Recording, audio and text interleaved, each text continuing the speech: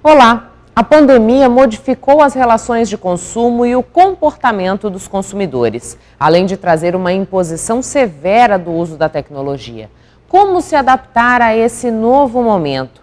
O que precisa ser observado para que a indústria e o comércio consigam passar por essa situação delicada sem tantas perdas? E como se dará essa equação comercial de agora para frente? A gente conversa aqui no Papo com ela sobre as principais mudanças e desafios que o setor empresarial vivencia neste momento de pandemia.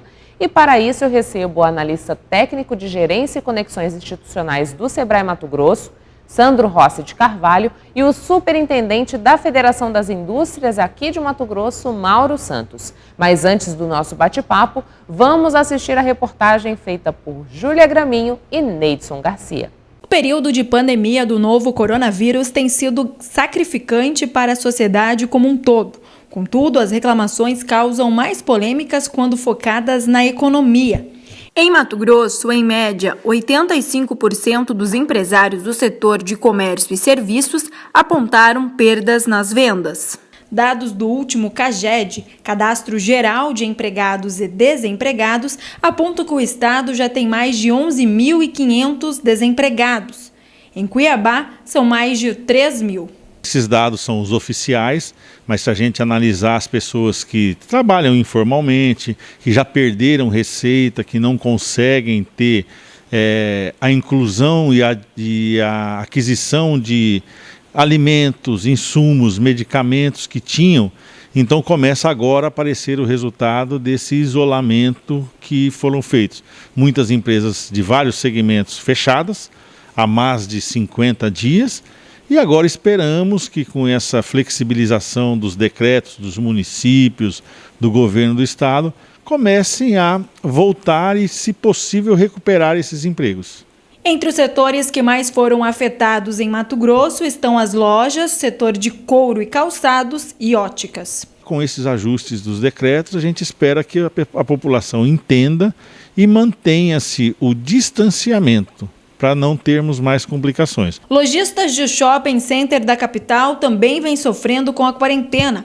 Um levantamento interno realizado pela FEComércio, Federação do Comércio de Bens, Serviços e Turismo de Mato Grosso, mostrou que aproximadamente 40% das lojas devem fechar até o fim de 2020. A abertura dos shoppings agora vão ser seguidas de normativas, de procedimentos operacionais, de desinfecção. A FEComércio fez uma cartilha de grande importância e relevância para as lojas, para os sindicatos que estão dentro dessas lojas, desse shopping center, e vão ter que seguir para poder ter menos complicações possível.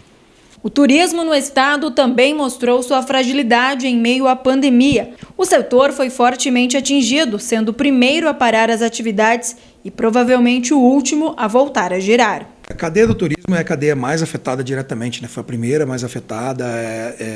Você tem grandes empresas e pequenos negócios, né? Então é uma cadeia que vai do guia lá no Parque Nacional da Chapada, que depende desse movimento, né? Até hotéis de bandeiras internacionais. Então fomentar esse negócio é muito complicado num momento como o de pandemia, onde as pessoas não querem se expor e o turismo é exposição, é você sair de casa, né? Mas o Mato Grosso ele tem um peso na cadeia turística muito pequeno dentro de todo o complexo econômico do estado, né? Então eu acredito que o Mato Grosso seja um estado que vai ser menos afetado do que muitos outros estados da Federação Brasileira. E digo mais, tá? É muito provável que com a reabertura das atividades econômicas a gente tem uma limitação realmente bem menor de queda na economia com relação aos outros estados, e já no ano que vem tem um aquecimento de novo. Daniel acredita que a crise mostrou a fragilidade de um mundo globalizado.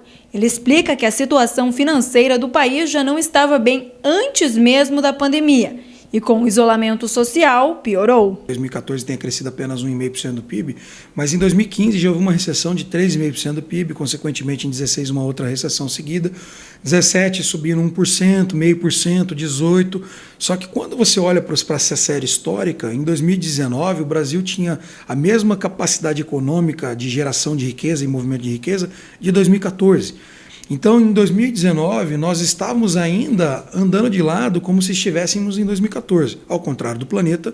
O economista acredita que as consequências negativas para Mato Grosso ainda são pequenas, tendo em vista que o estado vive sua maior renda no agronegócio. Então, por um momento, os embarques de soja, de carne, deu uma travada, né? E isso afetou o Mato Grosso. Só que num segundo momento, as pessoas não vão parar, mesmo com Covid, de se alimentar no mundo, né? E o Mato Grosso, ele basicamente, na minha opinião, eu até digo isso para as pessoas, né? Nós temos uma ilha de prosperidade. Por quê? Porque 90% direto ou indiretamente da nossa cadeia produtiva está ligado ao agronegócio, né? Houve uma queda no PIB do trimestre, mas o segmento do agronegócio foi o único que cresceu, mesmo com tudo isso, né? Então o setor do agronegócio ele ainda segurou um pouco essa queda, porque senão a queda seria maior. Até o início deste ano, 90% dos pequenos negócios não tinham presença digital, de acordo com dados do IMEI, Inteligência de Mercado. Nos deparamos com a primeira grande lição do mundo pós-crise. As empresas terão que ter presença no mundo digital. Com os deliveries, com os drive-thru, com as entregas, encomendando e passando e pegando. Então, assim, o brasileiro e a população se reinventou muito. Eu acredito que nós vamos vencer essa etapa, certo? Vamos voltar com um formato muitas vezes menor do que a gente tinha. Então, nós vamos ter que reaprender a trabalhar. A gente vai a um breve intervalo comercial e volta daqui a pouquinho. Não saia daí.